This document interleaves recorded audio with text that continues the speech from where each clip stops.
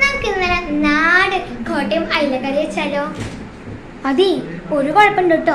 എൻ്റെ അമ്മ കുറച്ച് പണിയൊക്കെ കഴിച്ചു വെച്ചു. കുറച്ചേ ഉള്ളൂ. 4 സ്പൂൺ എണ്ണ, കുറച്ച് കടുക്, കുറച്ച് ഉലുവ, പിന്നെ 4 തണ്ട് വേപ്പില. അത്രക്കേ ഉള്ളൂ. ഇനി നമുക്ക് കിടക്കാം. ഉള്ളി, ചെറു ഉള്ളി അരിഞ്ഞതാണ് ഞാൻ ഇതിനകത്തോട്ടേക്ക് ഇടുന്നത്.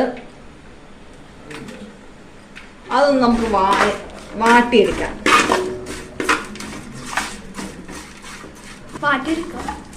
അതിന്റെ കളറ് ഒരു മങ്ങട്ടെ, ചെറിയതായിട്ട് ബ്രൗൺ കളറാ. ചെറുതായിട്ടൊന്ന് വാടി വരുമ്പോ നമ്മൾ വെളുത്തുള്ളി ഇടുക. വെളുത്തുള്ളി കുറച്ച് ഞാൻ തൊലി കളഞ്ഞു വെച്ചിട്ടുണ്ടായിരുന്നു. വെളുത്തുള്ളി അതിലേക്ക് വെളുത്തുള്ളി ഇട്ടു.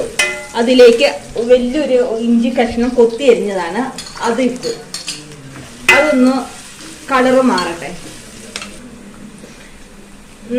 4 പച്ചമുളകാണ്, നടു കീറിയതാണ്, അതും ഇട്ടു.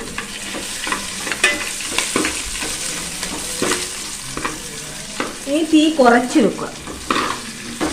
ഒരു നുള്ള് മഞ്ഞപ്പൊടി ഇടുക, അത് ഇളക്കുക.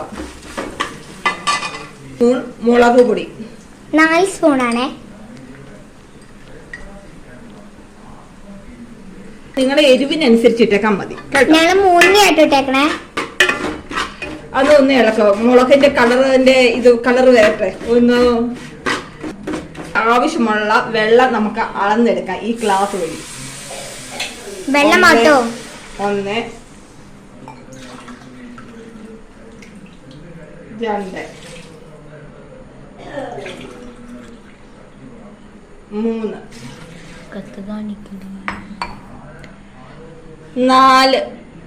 4 കൊടംപുളി. ഒന്ന് തിളക്കട്ടെ.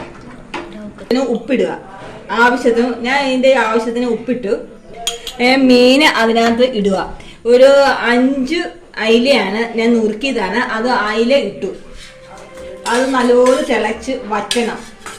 വറ്റിട്ട് നമുക്ക് ഇത് താഴോട്ട് എടുത്തു വെക്കാം. അന്നേരം ആവും.